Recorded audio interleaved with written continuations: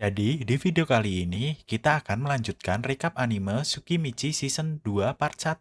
Karena di Season 2 ini ada 25 episode, jadi saya akan membuatnya menjadi 2 part, agar videonya tidak terlalu panjang. Kalian yang belum menonton recap Season 1-nya, boleh langsung aja nonton di channel ini atau bisa kalian buka dari link yang sudah saya pin di kolom komentar. So, gak usah berlama-lama lagi, langsung aja masuk ke alur ceritanya. Dewi yang membuangnya ke ujung dunia belum selesai dengan Makoto, tapi Makoto juga belum selesai dengannya. Dan kali ini, dia datang dengan pasukan yang lebih kuat lagi. Makoto menceritakan kembali sedikit tentang perjalanannya di dunia ini. Tujuannya sejak awal hanya satu, menemukan jejak orang tuanya yang dulu pernah tinggal di isekai ini. Sekarang langkah berikutnya sudah jelas. Dia akan pergi ke kota Akademi Rosegard untuk membuka cabang baru perusahaan Kujunoha di sana. Tapi dia tidak akan menggunakan sihir teleportasi. Terakhir kali dia melakukannya, Dewi Sialan itu langsung mendeteksi keberadaannya dan memindahkannya ke medan perang. Dewi Sialan membaca koordinat teleportasinya. Bukannya sampai di kota Rosegard, Makoto justru malah terlempar di garis depan perang dunia antara kerajaan Limia dan kerajaan Gritonia. Garis depan perang umat manusia dan ras iblis. Makoto langsung disambut tebasan maut dari Sofia Bulga, yaitu petualang terkuat di dunia dengan level 920. Terjadi salah paham fatal karena Makoto muncul dengan cahaya emas khas Dewi. Sofia dan Mitsugiri mengira ia adalah pahlawan utusan Dewi yang membelot. Karena tidak dipercayai, akhirnya mereka melanjutkan pertarungannya. Makoto mengeluarkan serangan api beruntun, namun Sofia berhasil menangkis semuanya. Sedangkan Mitsugiri mengeluarkan sihir yang membuat Makoto tidak bisa kabur. Makoto akhirnya terpaksa melepas satu cincin yang menahan kekuatannya. Dan tiba-tiba aura mengerikan beserta ledakan yang luar biasa muncul. Mereka terlempar dan kebingungan. Memanfaatkan momen itu, Makoto langsung mengeluarkan sihir panah yang bisa menembus sihir pertahanan Mitsugiri. Tak hanya itu, dia langsung melanjutkan serangan keduanya, yaitu panah berelemen air ke arah Mitsugiri. Dan di saat tembok pertahanan kedua Mitsugiri jebol, Sofia langsung datang dari belakang untuk menebasnya. Namun Makoto berhasil untuk menangkis dan bahkan menghancurkan pedangnya Sofia. Tiba-tiba saat pedang itu hancur, Mitsugiri berteriak kesakitan. Dan tak lama Makoto sadar bahwa pedang yang hancur itu terhubung langsung dengan jiwa Mitsugiri. Namun Sofia yang pedangnya hancur langsung menangkap Makoto dan dengan bantuan Mitsugiri, dia menteleportasikan Makoto ke atmosfer agar Makoto jatuh mati. Tapi hal tak terduga terjadi. Saat jatuh, Makoto memutuskan untuk melakukan serangan final. Dia mengeluarkan semua cincin penahan mana di jarinya, kemudian menyatukan itu ke pusat serangannya. Yang ternyata serangan itu sangat dahsyat dan sampai membuat pegunungan di sana menjadi sebuah danau yang sangat luas. Tapi sayangnya Sofia dan Mitsugiri masih selamat, namun kondisi mereka sudah sangat tidak karuan dan sebelum Makoto jatuh ke tanah, dia langsung berteleportasi ke dimensi Asura. Di sisi lain, Mitsugiri dan Sofia yang sedang hanyut karena serangan Makoto sangat syok melihat serangan terakhir itu. Mereka juga sedang menyaksikan danau yang sangat luas itu. Mereka terheran-heran, tanah lapang beserta perbukitan sekarang hilang digantikan danau, yang kemudian diberi nama Danau Kujunoha. Scene berlanjut di mana Makoto tersadar dan bangun di tengah-tengah pelukan Tomoe dan Mio. Kemudian dia bercerita tentang kejadian pertarungan itu. Setelah mendengar cerita dari Makoto, Mio sangat marah dan sangat ingin membunuh orang itu. Tapi Makoto punya rencana lain. Dia tidak ingin Dewi mengetahui tentang keberadaan para pengikutnya, apalagi Tomoe dan Mio. Makoto ingin menjadikan mereka kartu as jika terjadi sesuatu yang tidak dia inginkan. Dan setelah itu, Tomoe yang kemarin kehilangan klonnya kemudian menciptakan klon baru, yaitu sosok anak kecil yang sangat lucu dan imut yang diberi nama Komoe. Tomoe juga menjelaskan klon itu adalah gabungan mana antara Makoto dengan dirinya, yang Komoe anggap seperti anak mereka. Di saat itu juga, Komoe tiba-tiba memanggil Makoto dengan sebutan ayah. Langsung Mio menatap Komoe dengan tatapan membunuh dan bilang, "Maksud kamu Tuan Makoto kan, bukan ayah?" Komoe langsung ketakutan dan terjadilah keributan di sana. Di sisi lain, para ras ogre hutan yang sudah sampai di sini langsung dilatih bertarung oleh para lizardmen dan juga orc. Mereka kesusahan dan tidak bisa menandingi kekuatan prajurit Makoto. Tak hanya itu, mereka juga sampai kelelahan dan kehabisan stamina. Mereka mengeluh kenapa bisa kekuatan para pengikut Makoto seperti monster yang sangat kuat. Dan Aqua tiba-tiba kabur, kemudian menemukan sebuah pisang yang sangat ia sukai. Selain rasanya enak, buah itu bisa menambah stamina mereka. Sedangkan di kota ilusi kondisinya juga sudah semakin stabil. Rumah-rumah yang hancur akibat ledakan waktu itu sudah berhasil diperbaiki, dan bahkan tembok besar juga sudah berhasil dibangun. Para ras Alke juga sudah membaur di kota, sebagai petualang dan warga kota. Kemudian Shin berpindah ke kota Sige. Di hari pembukaan pertama toko itu masih terlihat sepi, tapi saat orang yang lewat melihat belati hasil dwarf kuno, mereka sangat kagum akan ketajamannya. Tak hanya senjata, di situ juga dijual seperti potion yang sangat murah, mengakibatkan antrean yang panjang di sana. Makoto yang melihat itu tersenyum, namun tiba-tiba teringat akan semua perjalanannya sampai di titik ini. Dari awal dia yang tiba-tiba diteleportasi dan bertemu dengan Dewi yang membuangnya, kemudian pertemuan awal dengan Emma, Tomoe, Mio, dan Shiki, sampai sekarang. Dia juga baru tahu ada pahlawan baru di dunia ini yang sedang berperang dengan ras iblis di medan pertempuran kemarin. Kemudian cerita diakhiri dengan Makoto yang sedang tersenyum melihat para rekannya yang terlihat sangat damai.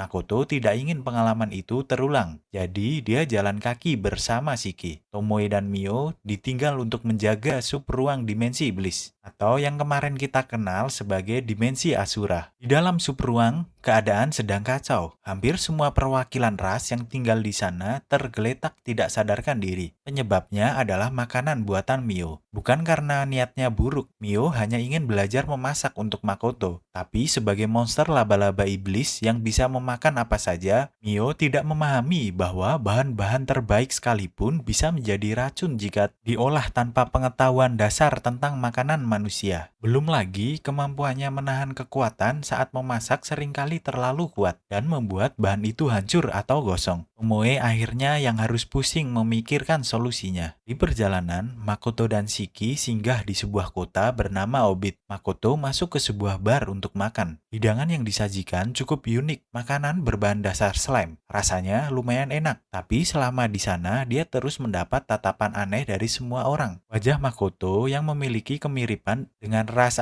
jin atau manusia setengah binatang, membuat para pengunjung tidak nyaman. Setelah membayar dengan 1 koin emas, Makoto langsung pergi. Di luar pun situasinya tidak jauh berbeda. Sesampainya di guild petualang, masalah baru muncul. Makoto masih tercatat sebagai level 1 peringkat E, tapi kartu guildnya sudah menunjukkan riwayat penyelesaian misi khusus, kombinasi yang sangat tidak masuk akal bagi pihak guild. Akibatnya, Makoto tidak dipercayai untuk mengambil misi tingkat tinggi. Di tengah situasi, seorang wanita masuk dan memohon bantuan. Desanya sedang diserang oleh kelompok bandit beranggotakan lebih dari 100 orang. Para penjaga terkuat desa sudah dibunuh. Bahkan istri dari salah satu warga sudah jadi korban penyiksaan. Pihak guild tidak bisa bertindak cepat. Bandit itu terlalu kuat dan jumlahnya terlalu banyak. Wanita itu memohon, tapi tidak ada yang merespon. Makoto yang awalnya berniat mengabaikan situasi itu, tapi ada satu hal yang membuatnya terganggu. Nama kelompok bandit itu sama persis dengan judul lagu kesukaannya. Dia tidak bisa membiarkan nama itu dipakai oleh penjahat. Situasi semakin buruk ketika si wanita yang keluar dari guild langsung diikuti dan nyaris diculik bersama rekannya. Makoto tidak tinggal diam. Dalam sekejap, dia mengalahkan para petualang itu dan menyembuhkan rekan si wanita yang terluka menggunakan kekuatan Dewa Tsukuyomi. Wanita itu memperkenalkan dirinya sebagai Lana. Rekannya yang diselamatkan bernama Eto, seorang pria dari ras werewolf.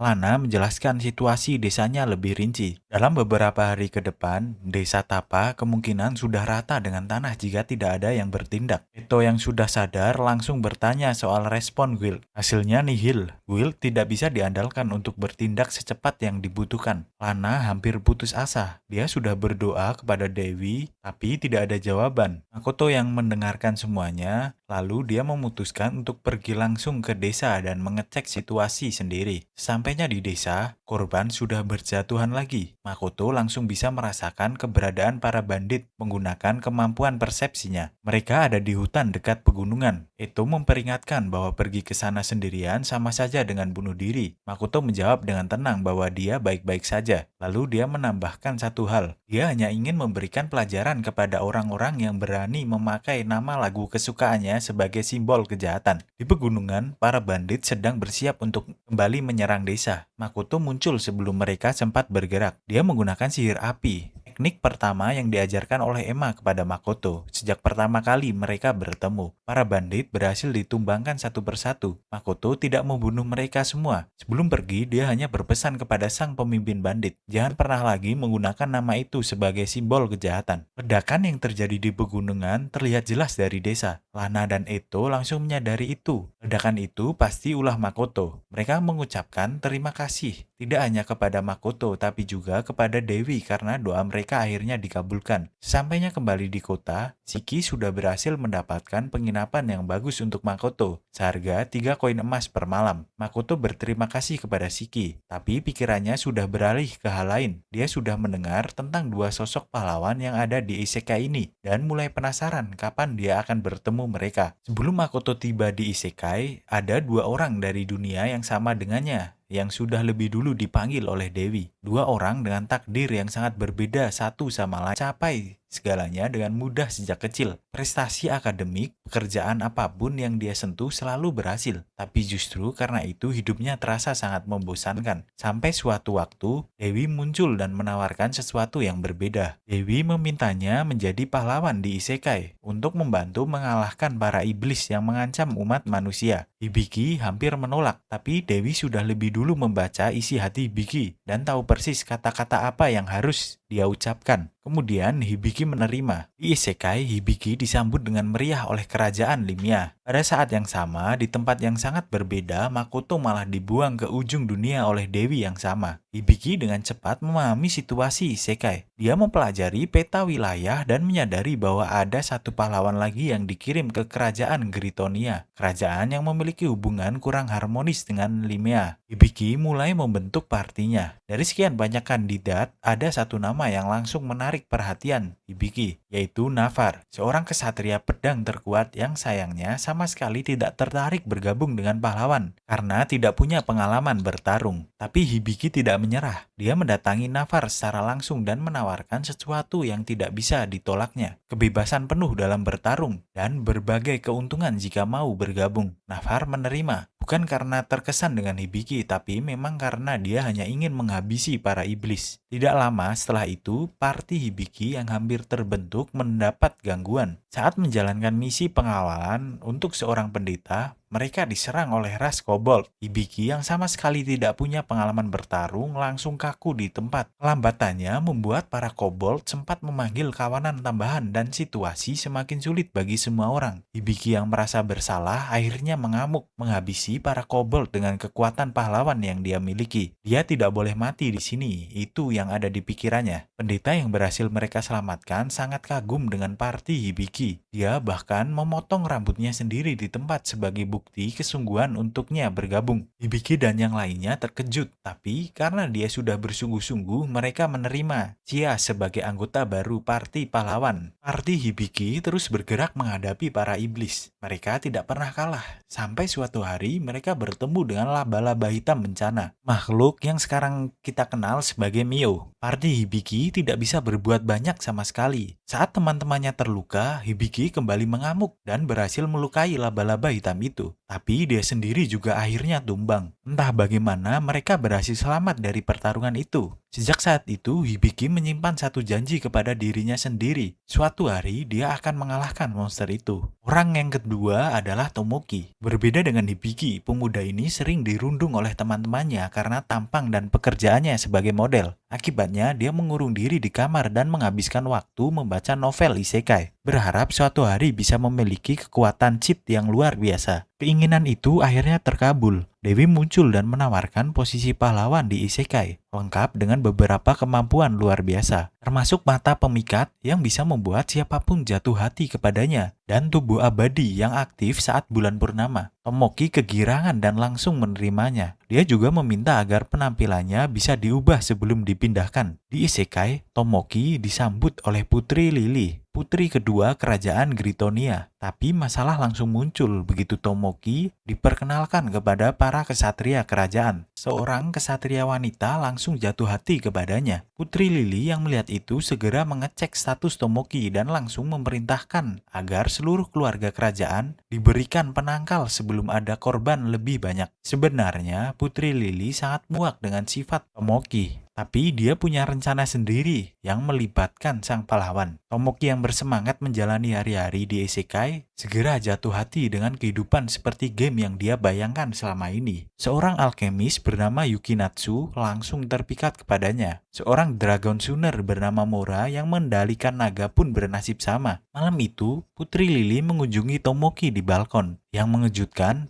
Putri Lily sudah memakai jimat penangkal skill Tomoki. Alasannya bukan karena perasaan. Putri Lily menyimpan dendam yang sangat dalam kepada Dewi, yang tidak pernah memberikan bantuan apapun saat ibunya membutuhkannya. Dia bersedia menghalalkan segala cara untuk bisa membalas dendam kepada Dewi itu suatu hari nanti. Dan pahlawan Gritornia ini adalah alat yang dia butuhkan. Saat dua pahlawan sedang membangun kekuatan dan nama besar mereka di kedua kerajaan, Makoto justru sedang membangun kerajaannya sendiri di ujung dunia bersama para pelayan yang levelnya jauh melawan perjalanan menuju Rothsgard. Sebuah perang besar sedang dipersiapkan oleh kedua kerajaan. Targetnya adalah benteng Stella, benteng penting yang dikuasai oleh pasukan iblis. Hibiki diundang ke camp Gritonia untuk makan malam bersama Tomoki dan membicarakan strategi. Pertemuan di dunia yang sama dengannya, tapi Tomoki tidak ingin membahas masa lalu dan langsung memamerkan levelnya yang sudah mencapai 600-an. Tomoki jelas memandang isekai ini seperti sebuah permainan game. Hibiki menahan diri untuk tidak mengomentari itu. Malam sebelum perang dah yang pernah dia raih. Navar mendengarkan itu dengan diam. Dia sangat dipercayai oleh Hibiki dan itu sesuatu yang tidak biasa baginya sehingga bisa menghindari lingkaran sihir tepat waktu. Mora memanggil naganya untuk membenar mati. Dia langsung berkata bahwa mereka harus mundur dan membangun ulang pasukan senyuman. Untuk pertama kalinya dalam hidupnya, dia punya orang-orang yang menganggapnya sebagai keluarga. Dia tidak menyesal sama sekali. Ga dan Lancer, dua orang yang selama ini tidak pernah kalah, berhasil dikalahkan oleh seseorang yang dibawa Dewi ke medan perang. Io menerima laporan itu dan mundur. Di sisi lain, Tomoki yang sudah kabur merasa sedikit bersalah. Putri Lily menenangkannya dengan berkata bahwa dia sudah membuat keputusan yang tepat. Mundur untuk kembali lebih kuat adalah pilihan yang benar. Sementara itu, Makoto yang sudah selesai bertarung melawan Sofia Bulga kehilangan kesadaran akibat luka yang dialaminya. Kembali ke masa kini, Makoto dan Shiki melanjutkan perjalanan menuju kota Rothsgard dengan berjalan kaki. Di perjalanan, Mio dan Tomoe mengobrol tentang pekerjaan masing-masing. Mio masih berjuang keras mencari cara agar bisa memasak makanan yang normal dan layak dimakan manusia. Tomoe di sisi lain sedang menyelidiki lokasi pertarungan Makoto melawan Sofia Bulga. Sebelumnya, tempat yang kini sudah berubah menjadi sebuah danau besar. Mereka berdua mengaku sudah sangat merindukan Makoto. Sesampainya di kota Rothsgard, Makoto dan Shiki menemukan sesuatu di depan mereka. Seorang gadis sedang diganggu oleh beberapa siswa Akademi Rothsgard di pinggir jalan. Makoto melihat mata gadis itu yang sudah terlihat menyerah, seolah kejadian seperti ini sudah terlalu sering dialami dan dia tidak punya harapan lagi bahwa situasinya akan berubah. Makoto tidak bisa mengabaikan itu. Karena tidak bisa berbicara dalam bahasa manusia, dia meminta Shiki untuk menegur para siswa itu. Para siswa langsung meremehkan Makoto karena statusnya yang jelas-jelas bukan bangsawan dan bukan siswa Akademi Rothsgard. Tapi ketika ucapan Shiki memprovokasi mereka, para siswa itu malah dengan ceroboh menggunakan sihir untuk menyerang.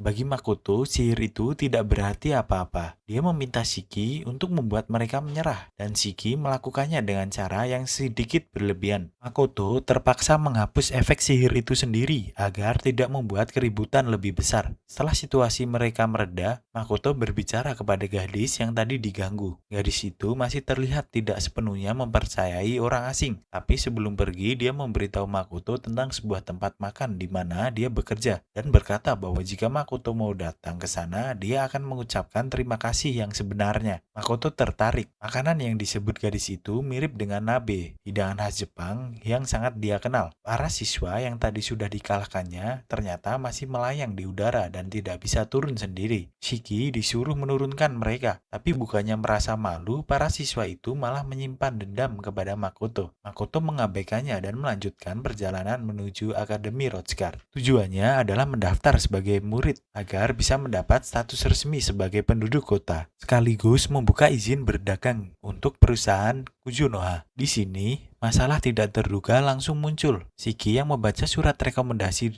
dari keluarga Rembrandt baru menyadari satu hal yang sangat krusial. Surat itu bukan rekomendasi untuk mendaftar sebagai murid, itu rekomendasi untuk mengikuti ujian masuk calon guru. Rembrandt sendiri ternyata sudah menyadari kesalahannya dan merasa sangat bersalah. Makoto yang sudah terlanjur ada di sini dan sudah dilihat banyak orang tidak punya pilihan lain selain melanjutkan proses pendaftaran. Di meja resepsionis, Makoto mencoba bertanya apakah ada pilihan pendaftaran lain selain menjadi calon guru. Resepsionis itu menjawab dengan kekesalan yang tidak bisa disembunyikan. Sudah terlalu banyak orang yang menanyakan hal yang sama kepadanya hari ini. Shiki yang mendengar jawaban itu langsung marah dan hampir kehilangan kendali. Makoto menahannya sebelum situasi semakin memburuk. Tidak lama setelah itu, seorang petinggi akademi datang dan menenangkan suasana sambil meminta maaf atas sikap bawahnya kepada Makoto. Shiki dan orang itu terlibat perdebatan. Keduanya tetap tersenyum di permukaan, tapi ketegangan di antara mereka sangat terasa. Akhirnya Makoto setuju untuk mengikuti ujian guru. Petinggi itu mempersilahkan Makoto memilih tipe ujian yang ingin dia kerjakan.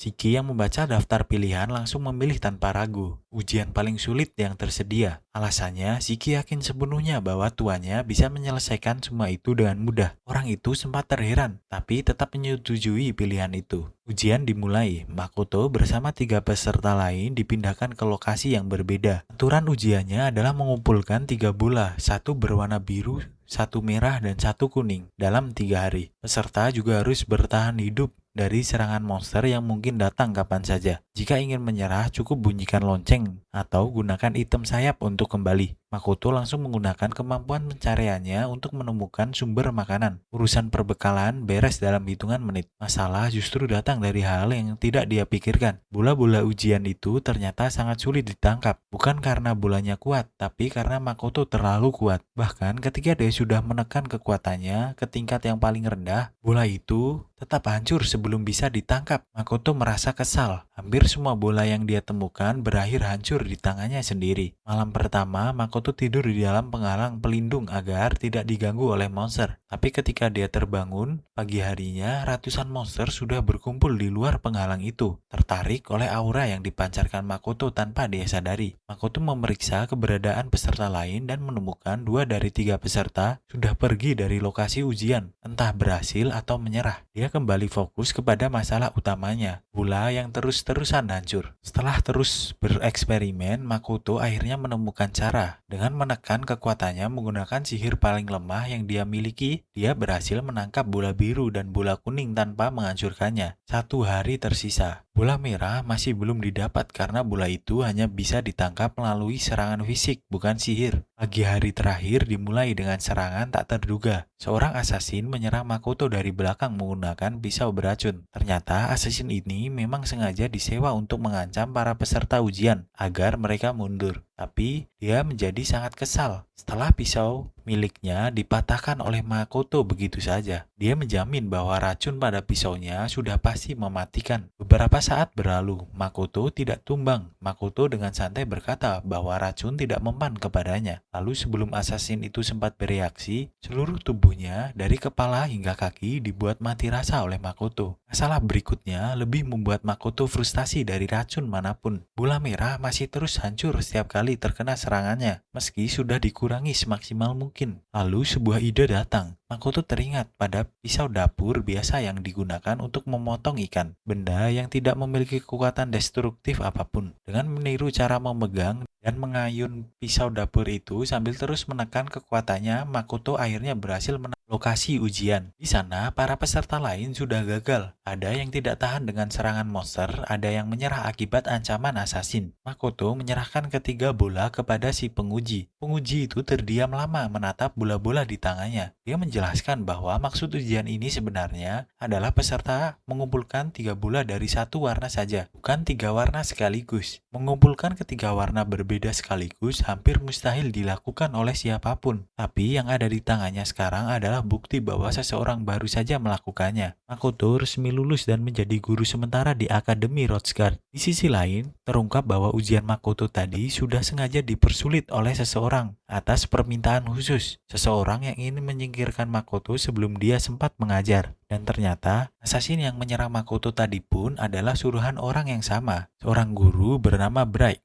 Tapi rencananya gagal total. Izin berdagang untuk perusahaan Kuzunoha akhirnya resmi diberikan. Sebelum menuju akademi, Makoto dan Shiki selalu mampir ke sebuah toko makan bernama Gotetsu. Di sana mereka memesan nabe, hidangan yang mirip dengan yang dibicarakan gadis yang mereka tolong sebelumnya. Rasanya sedikit aneh bagi Makoto, karena sayur dan daging dicampur dengan krim manis. Tapi Shiki langsung ketagihan sejak suapan pertama. Makoto mulai terbiasa dengan suasana di sana dan mulai merasa nyaman. Gadis yang bekerja di tempat itu ternyata bernama Luria. Dia sudah mulai terbiasa dengan kedatangan rutin Makoto dan Shiki. Suatu hari Luria sempat ingin memperkenalkan seorang kepada Makoto, tapi keburu dipanggil kembali bekerja sebelum sempat menyebutkan nama orang itu. Dari kejauhan, seorang siswa yang sempat mengganggu Luria sebelumnya bernama Ilumgan. Dia memandang ke arah Makoto dengan tatapan tidak suka karena Makoto terus-menerus datang ke tempat Luria bekerja. Di akademi, Makoto mendapat penjelasan tentang sistem gaji guru, 10 koin perak per siswa yang diajar. Makoto memutuskan ingin mengajar 10 siswa saja. Di tengah pembicaraan, Bright tiba-tiba muncul dan mengusulkan agar 10 siswa miliknya dikirimkan kepada Makoto. Makoto berterima kasih dan menerima tawaran itu tanpa tahu bahwa Bright punya niat tersembunyi di balik tawaran itu. Di perpustakaan, Makoto mencari bahan materi yang cocok untuk para siswanya. Di sana, dia disambut oleh seorang wanita yang langsung mengenalinya. Padahal Makoto baru pertama kali menginjakan kaki di tempat ini. Wanita itu bernama Eva. Dan setelah bercerita, ternyata dia adalah kakak kandung Luria. Orang yang sempat ingin diperkenalkan Luria kepadanya di Gotetsu tadi pagi. Makoto mengamati mereka berdua dan menyimpulkan bahwa keduanya memang mirip. Tapi di bagian tertentu, Luria terlihat lebih menonjol. Eva menyadari arah pikiran Makoto dan tersenyum dengan ekspresi yang sedikit menyeramkan. Seminggu kemudian, tibalah hari pertama Makoto mengajar. Tapi sebelum masuk ke kelas, Makoto sudah menggunakan teknik Kai untuk mendengar pembicaraan para siswa di dalam ruangan. Mereka jelas-jelas meremehkannya. Makoto tersenyum. Dia sudah memutuskan akan memainkan peran guru yang tidak bisa diremehkan, agar mereka tidak berani bersikap semena-mena hanya karena guru mereka kelihatan muda dan seumuran. Di depan kelas, Makoto memperkenalkan diri sebagai Kuzunoha, nama yang dia gunakan sebagai identitas pedagang di Rothschild. Para siswa kurang menaruh kepercayaan kepada Kuzunoha yang wajahnya mirip Ajin. Tapi begitu mereka melihat Shiki yang berdiri di sampingnya, ekspresi mereka berubah. Kuzunoha membuka pelajaran dengan satu pertanyaan sederhana. Apakah ada di antara mereka yang bisa menggunakan dua elemen sihir dengan kekuatan yang setara? Para siswa kebingungan. Normalnya, seorang penyihir hanya bisa fokus pada satu elemen. Menguasai dua elemen secara bersamaan dengan kekuatan yang seimbang bukan sesuatu yang pernah diajarkan. Kuzunoha menatap mereka semua, lalu berkata dengan nada datar bahwa dengan kemampuan seperti itu, mereka semua akan langsung mati di pertarungan nyata yang mereka hadapi. Kuzunoha langsung mengusulkan demonstrasi. Dia akan bertarung melawan Shiki di hadapan seluruh kelas. Pertarungan pun dimulai. Para siswa yang awalnya bisa meremehkan Kuzunoha langsung membeku di tempat. Baru pertama kali dalam hidup mereka menyaksikan seorang penyihir bertarung dengan cara seperti itu. Tanpa tongkat sihir tapi bisa memojokkan Shiki yang jelas-jelas sangat kuat dengan sangat mudah. Padahal menurut pengamatan mereka, Kuzunoha bahkan seperti tidak punya mana sama sekali. Pertarungan diakhiri oleh Kuzunoha sendiri karena sudah berlangsung cukup lama. Setelah demonstrasi selesai, Makoto meminta Shiki mengobati siswa yang terkena serpihan batu selama pertarungan tadi. Salah satu siswi bernama Abelia yang diobati oleh Shiki langsung tersipu malu. Beberapa siswa yang tadinya meremehkan mulai mengubah pandangan mereka. Mereka bahkan mulai berterima kasih kepada guru Bright yang sudah merekomendasikan Makoto kepada mereka. Tidak ada yang tahu bahwa Bright sebenarnya mengirim mereka dengan niat yang sama sekali berbeda. Di sisi lain, Tomoe sedang menyelidiki lokasi terakhir pertarungan Makoto melawan Sofia dan Lancer. Tempat itu kini sudah berubah menjadi danau yang sangat besar. tanda dari besarnya energi yang dilepaskan saat pertarungan berlangsung. Tomoe menemukan seorang saksi hidup yang melihat kejadian itu secara langsung. Saksi itu bercerita tentang sosok berbaju merah menembakkan serangan dahsyat dari langit hingga mengubah seluruh daratan menjadi air. Dia yakin itu adalah hukuman dari Dewi yang menegur umat manusia. Tomoe mendengarkan itu sambil menahan tawa. Sosok berbaju merah itu adalah tuannya sendiri yang bahkan tidak menyadari bahwa serangannya bisa menimbulkan kerusakan sebesar itu. Dalam perjalanan pulang, Tomoe bertemu dengan sekelompok orang yang tidak dia duga akan datang. Pahlawan Gritonia, Tomoki bersama Putri Lily dan Mora. Tomoki langsung tertarik begitu melihat katana yang tergantung di pinggang Tomoe. Dengan percaya diri, dia meminta Tomoe untuk menunjukkan pedang itu. Tomoe mempersilahkannya sambil menjelaskan bahwa pedang itu bernama Shirafuji dan hanya bisa digunakan olehnya. Tomoki tidak peduli dengan penjelasan itu. Dia mencoba menggunakannya, tapi pedang itu tidak bereaksi sama sekali. Meski Tomoki memiliki titel sebagai pengguna semua senjata, semua orang di sana terkesima melihat keindahan Shirafuji. Putri Lily memperkenalkan diri dan menawarkan harga berapapun untuk membeli pedang itu. Tomoe menolak tanpa berpikir panjang. Dia juga sudah bisa membaca pikiran Putri Lily dan mengetahui bahwa niat sebenarnya bukan sekedar membeli. Putri Lily ingin menyalin pedang itu sebanyak mungkin untuk keperluan perang. Tomoe menolak lebih tegas. Tomoki yang tidak mau menyerah beralih ke cara lain. Dia menggunakan skill mata pemikat kepada Lime yang ada di sampingnya, memaksanya untuk menyerahkan katana Tomoe. Tomoe langsung menegur Lime dengan keras agar diam. Perdebatan berlanjut cukup panjang. Tomoki akhirnya tidak tertarik lagi dengan pedang itu, tapi dia malah mengalihkan keinginannya kepada Tomoe sendiri dan meminta Tomoe untuk menjadi istrinya sambil menggunakan skill mata pemikat secara langsung. Skill itu tidak bekerja sama sekali. Tomoe memiliki resistensi yang jauh lebih tinggi untuk skill seperti itu. Tomoe hanya merasa kecewa. Pahlawan yang berasal dari dunia yang sama dengan Makoto ternyata memiliki sifat yang sangat berbeda. Mora yang menyadari bahwa Tomoe adalah ras naga tingkat tinggi mencoba menggunakan kekuatannya sebagai Dragon Sooner untuk menundukkan Tomoe agar bisa dijadikan rekan Tomoki. Kekuatan Tomoe langsung menghancurkan usaha itu seketika. Skill mata pemikat yang Tomoki aktifkan kepada Lime pun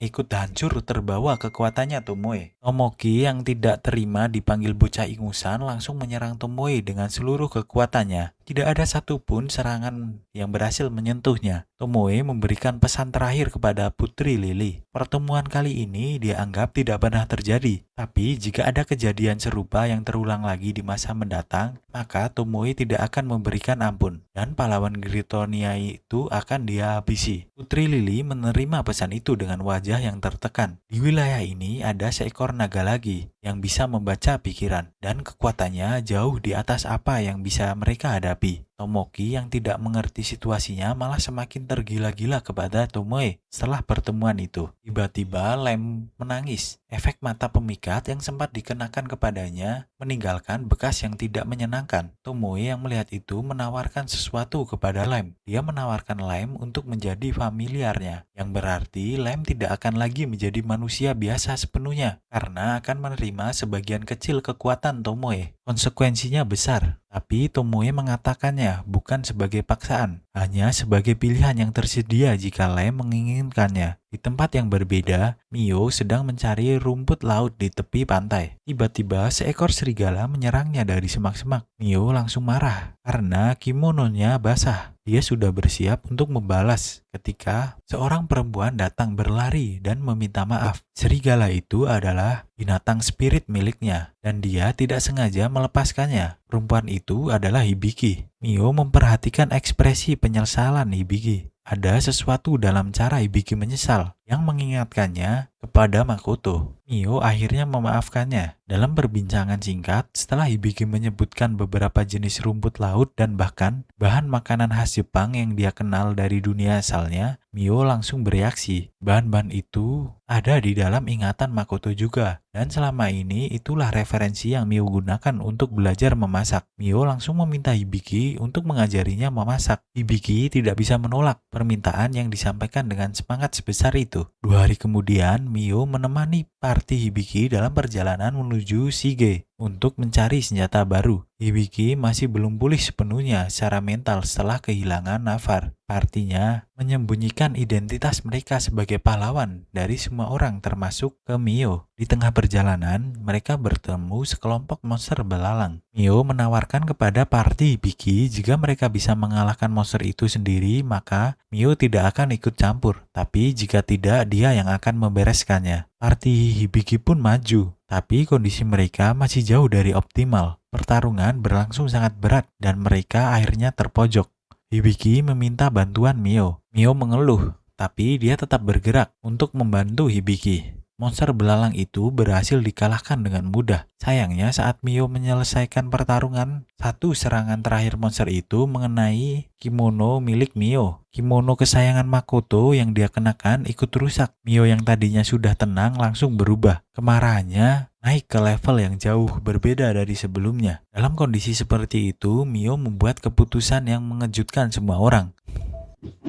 Dia menidurkan seluruh anggota party Hibiki sekaligus. Binatang spirit Hibiki keluar untuk melindungi tuannya. Mio memandangi si serigala itu sejenak. Sesuatu dalam sorot matanya membuat serigala itu diam. Mio meminta serigala untuk tutup mulut. Dia tidak ingin identitasnya terbongkar kepada siapapun. Lalu Mio membawa seluruh party Hibiki menuju Shige dengan sangat cepat.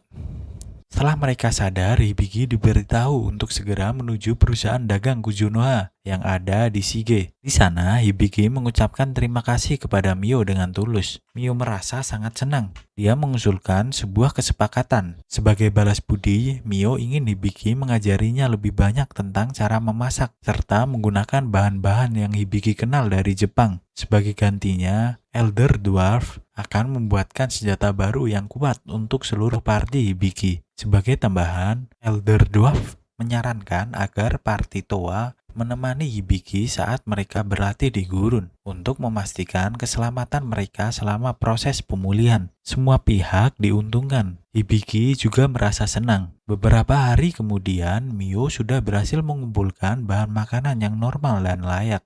Tapi ada satu hal yang belum dia kuasai, membedakan mana makanan yang benar-benar enak dan mana yang hanya terasa enak baginya sebagai monster. Hibiki menyarankan agar Mio mulai melatih kemampuan membedakan rasa itu secara perlahan. Karena masakan yang dibuat untuk Makoto harus cocok dengan selera manusia, bukan selera monster. Mio menyerap saran itu dengan serius. Di sisi lain, Shiki menyarankan kepada Makoto untuk kembali ke dimensi Asura untuk sementara. Para penduduk pasti sudah sangat merindukan kehadiran tuannya. Makoto masuk ke dimensi itu, tapi begitu masuk dia langsung kepanasan. Iklim di dimensi Asura sudah berubah drastis dan tidak menentu. Suhu naik turun dan hasil panen ikut terganggu. Meski cuaca kacau, seluruh penduduk sudah berkumpul dan menyambut Makoto dengan hangat. Rumah baru Makoto di dalam subruang juga sudah selesai dibangun. Makoto membuka pesta perayaan untuk merayakan rumah baru itu. Di tengah pesta, Mio datang dan membawa sup buatannya untuk Makoto. Makoto mencicipinya. Matanya sedikit melebar. Dia berkata dengan jujur bahwa sup itu enak. Mio tidak bisa menahan air matanya. Semua kerja kerasnya yang dia lakukan selama ini akhirnya terbayar dengan satu kalimat sederhana dari Makoto. Dia berjanji akan terus bekerja lebih keras ke depannya. Tomoe menyampaikan laporan kepada Makoto tentang pertemuannya dengan pahlawan Gritonia. Dia menceritakan sifat bejat Tomoki dan bagaimana sang pahlawan hanya memikirkan hawa nafsunya sendiri. Tomoe yakin jika perang melawan ras iblis sudah selesai, maka kekasaran Gritonia kemungkinan besar akan mulai perang baru. Kali ini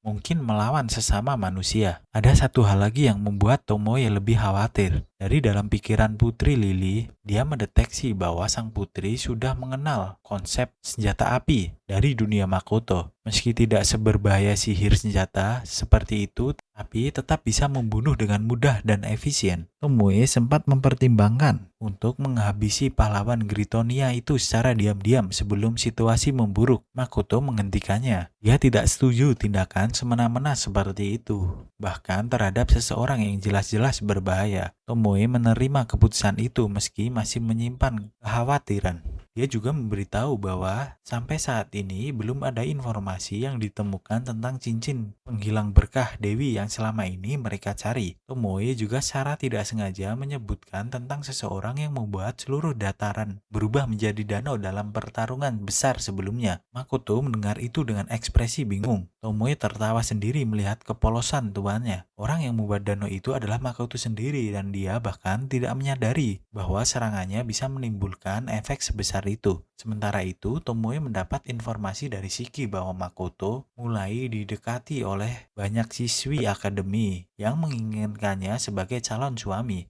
Tomoe langsung bergerak menghampiri Makoto. Makoto yang baru kembali justru kebingungan karena tiba-tiba merasakan hawa yang sangat panas di sekitarnya. Tomoe menjelaskan bahwa perubahan iklim di subruang ini kemungkinan besar terjadi karena Makoto tidak sengaja membuka gerbang subruang di lokasi lain yang mempengaruhi sistem iklim di dalamnya. Makoto pun merasa sedikit bersalah. Mereka akan mencari tahu penyebab pastinya bersama-sama. Hibiki yang sudah selesai menjalani pelatihan dan mendapatkan senjata baru dari Elder Dwarf menerima panggilan untuk kembali ke kerajaan Limia. Mio yang masih ingin belajar lebih banyak merasa sedih dengan kepergian Hibiki, tapi dia tidak akan menghalangi kewajiban Hibiki. Hibiki sempat mengajak Mio untuk bergabung dengan partinya. Mio menolak langsung. Dia hanya akan mengabdi kepada satu orang saja. Hibiki mengerti dan tidak memaksa. Sebelum pergi, dia berjanji akan kembali lagi suatu saat nanti dan membawa resep-resep baru untuk diajarkan kepada Mio. Mereka pun akhirnya berpisah. Kembali di dimensi Asura, Makoto mengumumkan bahwa akan ada 3 ras baru yang bergabung sebagai penghuni. Sebelum proses wawancara dimulai, Emma mengingatkan Makoto agar tidak terlalu polos dan naif di hadapan para calon penduduk baru. Dia ingin Makoto terlihat berwibawa agar tidak diremehkan sejak awal. Makoto mengangguk. Lalu wawancara pertama dimulai. Kandidat pertama adalah ras manusia bersayap, rekomendasi dari Shiki. 2 perwakilan mereka bernama Kakun dan Suna datang dengan cara yang langsung membuat Emma kesal. Mereka terus melayang di udara sambil mengobrol dengan Makoto alih-alih berdiri sopan di depannya. Tapi setelah mendengar tentang subruang dan proposal kehidupan di dalamnya, mereka langsung tertarik. Di luar sana, ras manusia bersayap selalu bersaing dengan ras lain untuk mendapatkan tempat tinggal yang layak. Di sini, setiap makhluk bisa hidup nyaman dan mendapat pekerjaan yang sesuai kemampuannya. Mereka akhirnya menyetujui semuanya dengan sangat antusias. Kandidat kedua adalah ras Gorgon, rekomendasi dari Mio. Ini ras yang punya kemampuan tidak biasa. Tatapan mereka bisa mengubah apapun menjadi batu secara tidak sengaja, termasuk makanan yang ingin mereka makan. Hal ini menyulitkan hampir semua aspek kehidupan sehari-hari mereka. Tatapan itu tidak mempan kepada Makoto karena dia sudah memasang pelindung sebelum mereka masuk. Makoto mendengarkan cerita dengan seksama lalu mengusulkan untuk membuat item semacam kacamata yang bisa menahan kekuatan mata mereka, mirip dengan yang digunakan oleh para dwarf untuk melindungi mata saat bekerja. Dengan item itu, para Gorgon bisa melihat bebas tanpa takut mengubah apapun menjadi batu. Bahkan Makoto menambahkan bahwa kemampuan membatukan sesuatu itu bisa berguna sebagai senjata dan dia bisa membantu mengembalikan batu ke wujud aslinya jika diperlukan. Para Gorgon sangat tersentuh mendengar itu. Selama ini tidak ada yang pernah menawarkan solusi nyata untuk kesulitan hidup mereka. Mereka menyetujui untuk bergabung. Makoto juga berpesan agar mereka mencari pasangan terlebih dahulu sebelum pindah ke subruang, agar tidak menimbulkan kerumitan di kemudian hari, mengingat ras Gorgon hanya terdiri dari wanita. Kandidat ketiga adalah ras Alemera, rekomendasi dari Mio. Mereka datang dengan sangat santai dan frontal. Sikap mereka jauh dari hormat dan langsung membuat Emma marah karena dianggap semena-mena kepada Makoto. Terlebih, mereka juga menghina Emma yang merupakan ras orc. Akhirnya, ras Alemera gagal diterima karena kondisi yang mereka tunjukkan terlalu tidak kondusif untuk kehidupan bersama di subruang. Meskipun sebenarnya Makoto sempat mempertimbangkan menerima mereka karena tubuh mungil mereka yang bisa berguna sebagai mata-mata. Setelah wawancara selesai, Makoto memanggil Shiki untuk membicarakan satu hal. Eren, ketua Elder Dwarf, melaporkan bahwa ada monster langka yang muncul dan sempat menyerang Mio serta merusak kimononya. Monster itu juga diketahui memangsa peri angin untuk mendapatkan kekuatan elemen angin. Shiki terdiam sejenak, lalu mengakui bahwa monster itu kemungkinan besar adalah ciptaannya sendiri. Dulu, ketika masih menjadi Lich, dia sering menciptakan berbagai makhluk eksperimen. Karena hasil eksperimennya tidak berhasil, dia membuang makhluk-makhluk itu begitu saja tanpa memikirkan konsekuensinya. Shiki meminta maaf kepada Makoto. Makoto menyuruhnya melaporkan semua makhluk eksperimen yang pernah dia ciptakan kepada Tomoe dan Mio, agar mereka bisa menegurnya, sekaligus membantu membereskan masalah yang ditimbulkan.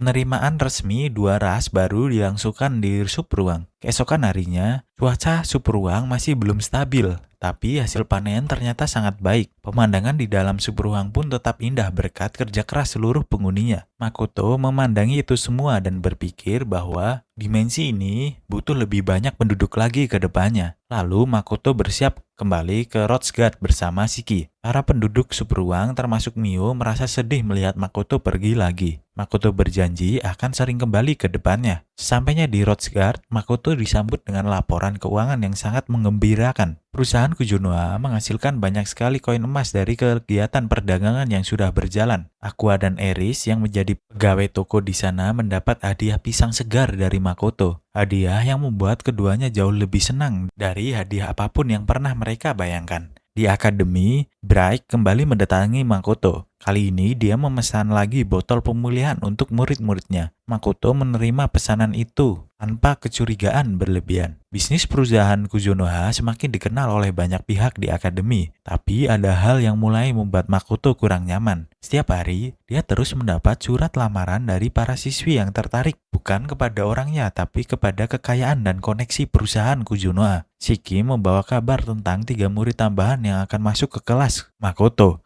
Yang pertama dan kedua adalah putri dari keluarga Rembrandt, Shihu dan Yuno, yang sudah sepenuhnya pulih dari kutukan mematikan yang pernah hampir merenggut nyawa mereka dulu. Makoto bersyukur mendengar mereka baik-baik saja. Yang ketiga adalah seorang siswi pindahan dari kerajaan tetangga bernama Karen. Begitu Makoto melihat Karen, matanya langsung menangkap sesuatu yang tidak bisa dilihat oleh orang biasa. Wujud asli Karen adalah seorang iblis berkulit biru tanpa tanduk. Hari pertama dengan murid-murid baru dimulai. Jin dan yang lainnya kaget melihat sikap Rembrandt bersaudara yang sangat berbeda dari yang mereka kenal sebelumnya. Dulu, Shifu dan Juno selalu berbuat onar sambil menyombongkan harta keluarga mereka. Sekarang mereka terlihat tenang dan berwibawa. Makoto memisahkan pelatihan murid baru dan murid lama. Para murid lama menghadapi makhluk panggilan Kujonoha yang diperkenalkan hanya sebagai Lizardman. Yang sebenarnya Lizardman itu adalah Misty Lizard dari dimensi Asura. Lizardman itu diminta mengeluarkan kekuatan sebesar 10% saja. Para murid baru dilatih langsung oleh Makoto sendiri. Makoto memerintahkan para murid baru untuk menyerang dia secara bebas. Sambil menghindari dan menangkis serangannya, Makoto memberikan berbagai saran dan penjelasan tentang kekurangan teknik masing-masing murid secara langsung. Dia ingin mereka merasakan frustasi yang sesungguhnya, rasa terpukul yang tidak pernah mereka alami sebelumnya, agar ketika mereka bangkit, mereka sudah benar-benar siap. Hasilnya, semua murid baru tumbang kelelahan. Kelas selesai, tapi Makoto memanggil Karen sebelum dia sempat pergi. Shiki memberikan semangat kepada murid-murid lainnya sambil menjelaskan bahwa mereka sudah dipercayai oleh Makoto dan diberikan pelatihan terbaik yang bisa mereka dapatkan. Para murid perlahan bangkit dari kelelahan mereka dengan semangat yang berbeda dari sebelumnya. Di ruangan terpisah, Makoto langsung bertanya kepada Karen tanpa basa-basi, siapa identitas aslinya yang sebenarnya. Karen mencoba mengelak, tapi Makoto berkata dengan tenang bahwa dia bisa melihat wujud asli Karen dengan jelas. Karen tidak bisa lagi berpura-pura. Dia meminta Makoto berhenti memanggilnya iblis tanpa tanduk. Karen menjelaskan bahwa tubuh Karen yang asli sudah meninggal dan dia yang mengambil alih tubuh ini. Nama aslinya adalah Rona. Rona adalah salah satu jenderal iblis dan pemimpin pasukan Raja Iblis. Dia membuka diri tentang identitasnya karena sudah ketahuan dan awalnya mempertimbangkan untuk menghabisi Kujonoha agar informasi ini tidak bocor. Tapi Shiki yang berdiri di sampingnya sudah memberikan detail lengkap tentang identitas asli iblis di depan mereka. Rona menyadari posisinya tidak menguntungkan sama sekali. Alih-alih berakhir dengan pertarungan, Makoto mengajak Rona untuk berbicara santai di Gotetsu, tempat makan tempat Luria bekerja. Rona terkejut dengan sikap Makoto yang sama sekali tidak seperti musuh. Makoto menjelaskan posisinya dengan jelas. Dia adalah manusia yang netral, tidak berpihak kepada ras manusia maupun ras iblis. Dari pihak manusia pun ada yang berkhianat dan membantu pasukan iblis, jadi tidak ada alasan baginya untuk memilih salah satu. Rona yang awalnya sangat mencurigai Makoto mulai penasaran dengan sosok ini. Dia ingin mengenal perusahaan Kuzunoha lebih dekat. Makoto langsung menanyakan hal yang ingin dia ketahui dari awal. Kenapa ras iblis menyusup ke Akademi Rosguard? Rona menjawab bahwa dia datang untuk menyelidiki kasus eksperimen ilegal yang terjadi di sekitar Akademi. Makoto menyerap informasi itu dan mulai menyusun langkah berikutnya. Makoto menghubungi Lime yang sudah menjadi mata-mata Tomoe untuk menyelidiki kota Rosguard. Tugasnya ada dua, mencari informasi tentang penculikan ras Ajin yang terjadi di sekitar Akademi dan menyelidiki guild pembunuh yang sempat menyerang Makoto saat ujian berlangsung. Makoto juga meminta bantuan Aqua dan Eris untuk membantu Lime dengan imbalan pisang segar. Keduanya langsung bersemangat menerima tugas itu. Shiki memperingatkan Makoto setelah Rona pergi. Ketika masih menjadi leech, Shiki mengenal Rona dengan baik dan reputasinya sangat tidak meyakinkan. Dia terkenal licik dan terlalu setia kepada Raja Iblis. Shiki bahkan menyebut tingkat kelicikan Rona setara dengan Mio. Makoto mendengarkan peringatan itu dengan serius tapi tidak mengubah pendekatannya. Beberapa hari kemudian, Makoto kembali mengajar di akademi. Kali ini dia menaikkan level pelajaran. Simulasi pertarungan langsung melawan Kuzunoha sendiri. Aturannya sederhana. Para siswa harus mengeluarkan batas potensi mereka tanpa takut terluka. Karena Makoto menyediakan obat penyembuh yang sangat ampuh. Hasilnya sudah bisa ditebak. Para siswa tumbang satu persatu dengan sangat mudah, bahkan dengan kekuatan yang sangat minim dari Makoto. Tapi itulah tujuannya, agar mereka tahu di mana batas kemampuan mereka sekarang dan apa yang harus diperbaiki. Setelah kelas selesai, Makoto meminta mereka menulis laporan tentang apa yang mereka pelajari hari ini. Seluruh kelas serentak mengeluh. Setelah dihajar habis-habisan, mereka masih harus menulis laporan. Makoto benar-benar iblis, itulah yang ada di pikiran semua orang di ruangan itu. Lime yang sedang bertugas mencari informasi akhirnya menemukan petunjuk pertama di lingkungan dekat akademi. Tapi sebelum bisa menindaklanjuti, seorang pria misterius tiba-tiba muncul dari belakang dan melumpuhkannya. Pria itu memblokir transmisi telepati menggunakan sebuah item khusus, lalu menangkis serangan Lime dengan sangat mudah. Setelah Lime tidak berdaya, pria itu pergi begitu saja tanpa penjelasan. Lime yang masih dalam kondisi terlumpuhkan bertemu dengan Eva, yang ternyata juga sedang menyelidiki sesuatu di lokasi yang sama. Tapi sebelum mereka sempat bertukar informasi, keduanya ditangkap oleh organisasi yang sedang mereka selidiki. Senjata Lime diambil. Dia menawarkan kebebasan kepada Eva sambil menjelaskan bahwa dia sudah mengetahui identitas Eva dari tuannya. Eva mendengar itu dan berpikir sejenak. Dia menyampaikan kekhawatirannya, bahkan jika dia berhasil keluar dari sana, organisasi ini akan terus mengincarnya karena dia tidak punya cukup kekuatan untuk melindungi dirinya sendiri. Lime menawarkan perlindungan di bawah nama perusahaan Kuzunoha. Eva terdiam sebentar, lalu dia mengusulkan sebuah kesepakatan. Jika perusahaan Kuzunoha bisa menjamin keamanan dirinya dan adiknya, maka Eva akan memberikan hadiah berupa informasi yang mungkin sedang dicari oleh Kuzunoha tentang seseorang yang penting. Lime menyetujui perjanjian itu dan mengeluarkan senjata rahasianya. Saat mereka mulai memeriksa fasilitas organisasi itu, mereka menemukan sesuatu yang sangat mengerikan. Hasil eksperimen manusia dan ras lainnya yang digabungkan menjadi satu seperti Chimera. Makhluk-makhluk itu berbeda. Mereka tidak bisa disebut hidup dengan layak. Lem memutuskan untuk mengakhiri penderitaan mereka. Makoto dan Shiki tiba di lokasi terakhir Lem berada. Shiki merasakan keberadaan seseorang yang sangat kuat di dekat sana. Aura yang terasa seperti naga tingkat tinggi. Shiki langsung bersemangat karena dia menduga ini adalah Sofia Bulga dan Lancer, dua orang yang pernah melukai Makoto. Lem yang muncul dari dalam gedung langsung menghapus semangat Shiki sebelum dia sempat bertindak. Makoto juga kaget ketika melihat Lem datang bersama Eva. Makoto membaca laporan dari Lem tentang penelitian ilegal yang ditemukan di sana. Dia menyuruh Shiki untuk menghubungi Rona, memintanya membantu mengungkapkan identitas lengkap dalang di balik penelitian keji itu. Lalu Makoto mengobrol dengan Eva. Dia memenuhi sisi kesepakatannya dan menanyakan hadiah yang Eva janjikan. Eva mengeluarkan selembar kertas berisi informasi tentang dua orang manusia. Dua orang itu adalah seorang bangsawan dan seorang pendeta yang menikah di negeri Kaleneon, sebuah negara yang sudah lama hancur diserbu kaum iblis. Ketika negara itu jatuh, keduanya terpaksa melarikan diri dan setelah itu kabar tentang mereka tidak pernah terdengar lagi. Makoto bertanya bagaimana Eva bisa mengetahui informasi ini. Eva menjelaskan bahwa bahwa dia adalah salah satu penyintas dari insiden pedang 10 tahun lalu di Kaleneon. Hampir semua catatan sejarah negara itu sudah dilenyapkan sehingga Eva belum bisa mengkonfirmasi detail lebih lanjut.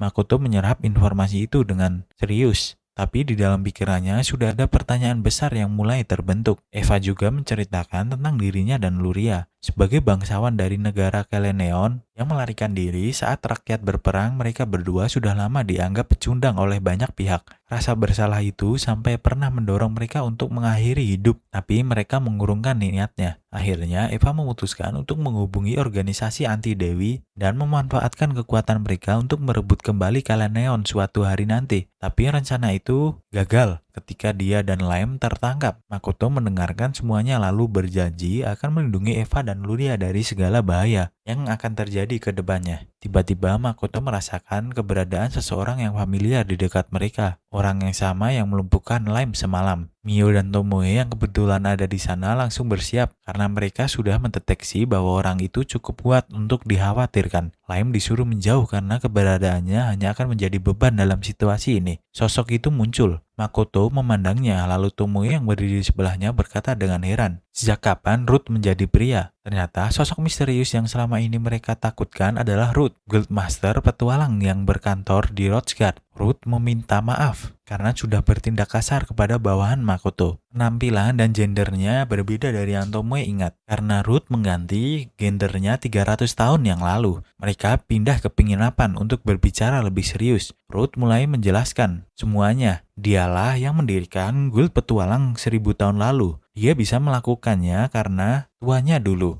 Seseorang yang sama seperti Makoto, yaitu manusia yang berasal dari Jepang dan memiliki pengetahuan tentang sistem seperti itu di dunia asalnya. Ruth ditunjuk sebagai penanggung jawab karena dia memiliki umur yang sangat panjang, berbeda dengan tuanya yang hanya hidup sekitar 60-100 tahun sebagai manusia isekai. Makoto mendengar itu dan mulai mengerti mengapa semua fitur kartu guild terasa sangat mirip dengan mekanisme game dari dunianya. Ruth juga menjelaskan tentang sistem level. Sistem itu dibuat dengan tujuan agar manusia tidak terlalu sombong akibat disukai oleh para dewi. Jika level ditampilkan secara terbuka, maka manusia akan berlomba-lomba menjadi yang terbaik. Dan jika tidak tercapai, mereka bisa hancur oleh obsesinya sendiri. Level tertinggi yang pernah tercatat dalam sejarah adalah 65.000 lebih. Makoto semakin yakin bahwa sistem ini memang dibuat menggunakan pengetahuan dari dunianya. Ruth kemudian menjelaskan tentang paradoks waktu yang terjadi di dunia ini. Jika Makoto ingin kembali ke dunia asalnya, kemungkinannya sangat kecil. Perbandingannya 1:10 juta. Setelah pertemuan selesai, Ruth diantar oleh Tomo yang beralasan ingin mengawalnya agar tidak terjadi hal yang aneh. Padahal sebenarnya Tomoe ingin bertanya sesuatu secara pribadi. Di luar pendengaran orang lain, Tomoe bertanya kepada Ruth, apakah benar manusia yang berasal dari isekai seperti Makoto hanya akan hidup sekitar 60-100 tahun? Ruth membenarkan itu. Bagi ras naga seperti Tomoe, 100 tahun adalah waktu yang sangat singkat. Apalagi Tomoe sudah menganggap Makoto sebagai segalanya. Jika Makoto mati, maka dunia ini tidak akan berarti apa-apa lagi baginya. Tomoe yang bertanya lagi apakah ada kemungkinan Makoto bisa kembali ke dunianya suatu hari nanti. Ruth hanya menjawab bahwa itu bisa terjadi jika ada sebuah pemicu. Misalnya jika Makoto bisa berpindah antar dua dunia sesukanya. Tapi itu hanyalah kemungkinan terkecil yang tersedia. Tomoe menyimpan percakapan itu dalam diam. Kembali ke Makoto yang sudah bertekad untuk menyelesaikan urusan organisasi ilegal ini sendirian. Dari informasi yang dikumpulkan Chiki berhasil membantu Rona mengidentifikasi dalang sebenarnya.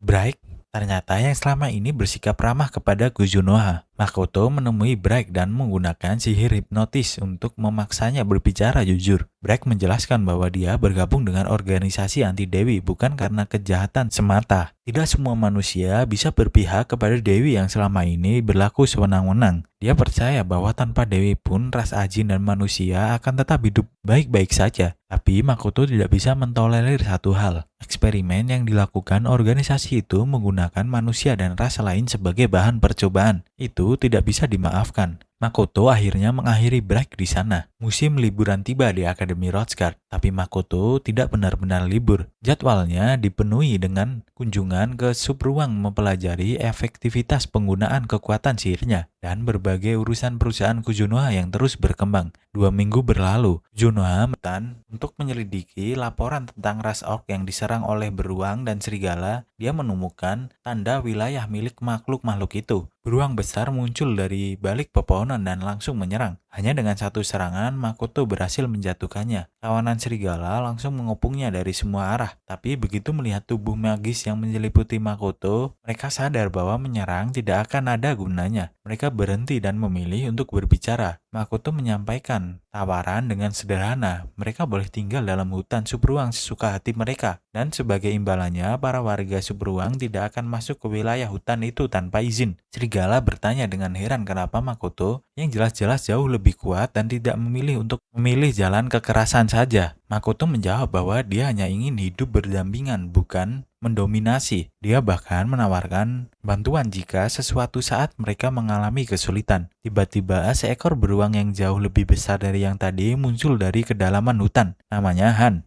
Han berbicara dan langsung menyetujui tawaran Makoto. Karena mereka semua sudah tahu bahwa melawan Makoto bukan pilihan yang masuk akal. Baik serigala maupun beruang sepakat untuk tidak saling menyakiti dan akan menghormati Makoto sebagai raja mereka. Tapi ada satu hal yang belum bisa dipastikan. Makhluk-makhluk penghuni langit di Gunung Utara belum tentu setuju dengan kesepakatan ini. Sorenya, saat Makoto sedang menceramai Tomoe dan Komoe, karena kebanyakan makan buah, tiba-tiba seekor elang besar muncul dari arah gunung dan langsung menuju Makoto. Makhluk itu mengecilkan dirinya lalu berbicara. Dia adalah penguasa langit di Gunung Utara dan sudah mendengar dari Han dan kawanan serigala tentang kesepakatannya yang dibuat. Dia ingin bergabung sebagai rekan Makoto. Makoto langsung menyetujui dengan syarat elang tetap harus berperilaku seperti biasanya. Tidak perlu ada aturan khusus yang memberatkan. Si elang punya satu permintaan terakhir. Dia ingin menggunakan nama Rockbird, nama yang dibuatkan oleh Makoto untuk jenis burung di subruang.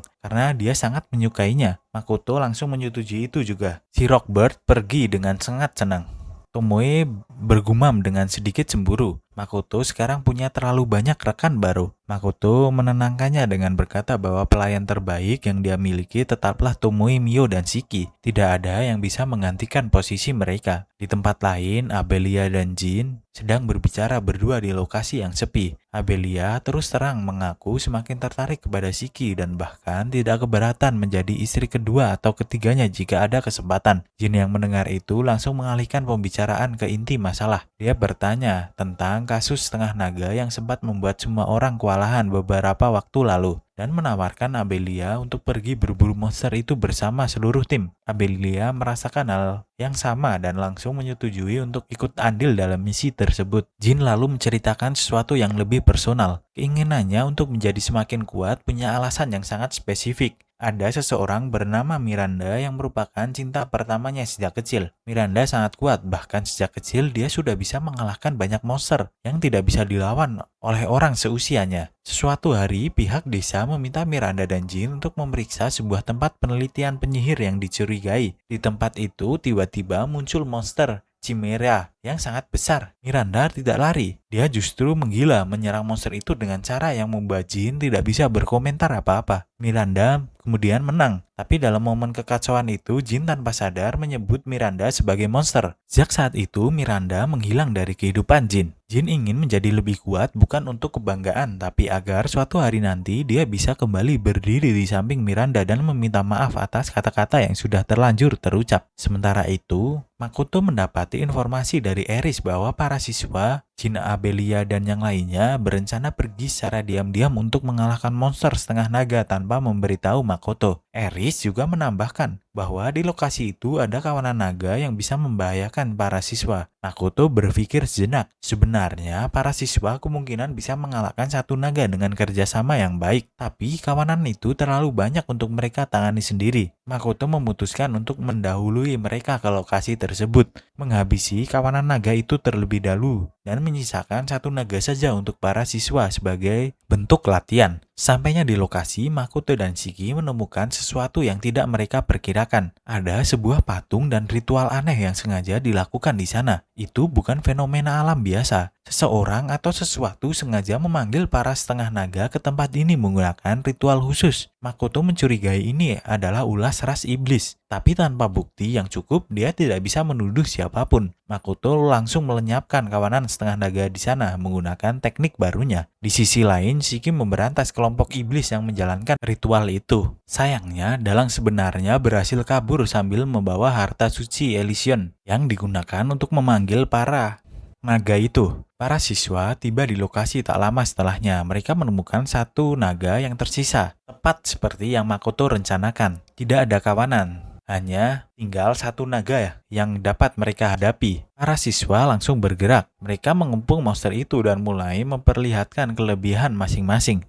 dalam formasi yang jauh lebih terkoordinasi dari sebelumnya. Monster itu semakin terpojok, lalu dengan serangan gabungan para siswa berhasil mengalahkannya. Mereka merayakan kemenangan itu dengan penuh semangat, tidak tahu bahwa Makoto sudah lebih dulu membersihkan ancaman yang jauh lebih besar dari sebelumnya. Di tempat yang berbeda, Sofia, Bulga, dan Lancer datang ke sebuah lokasi yang sangat spesifik, tempat di mana nama Sofia terakhir kali dikenal sebagai Miranda. Tempat itu adalah laboratorium eksperimen milik seorang pemimpin naga bernama Ruth. Sofia sudah lama mengetahui kebenaran tentang dirinya sendiri. Darah yang mengalir di tubuhnya bukan darah manusia biasa. Dia adalah hasil percobaan manusia buatan objek eksperimen yang diciptakan menggunakan darah naga Ruth. Sofia memandangi reruntuhan laboratorium itu dalam diam. Dari balik ingatan yang kabur, sosok jin kecil muncul sebentar lalu menghilang lagi. Dia sudah tidak bisa kembali ke masa itu. Apapun yang pernah terjadi antara dia dan jin, apapun yang pernah terucap, semuanya sudah berlalu terlalu jauh untuk bisa diputar ulang. Sofia membalikkan badan dan pergi dari tempat itu tanpa menoleh. Itulah perjalanan Makoto di season 2 part 1.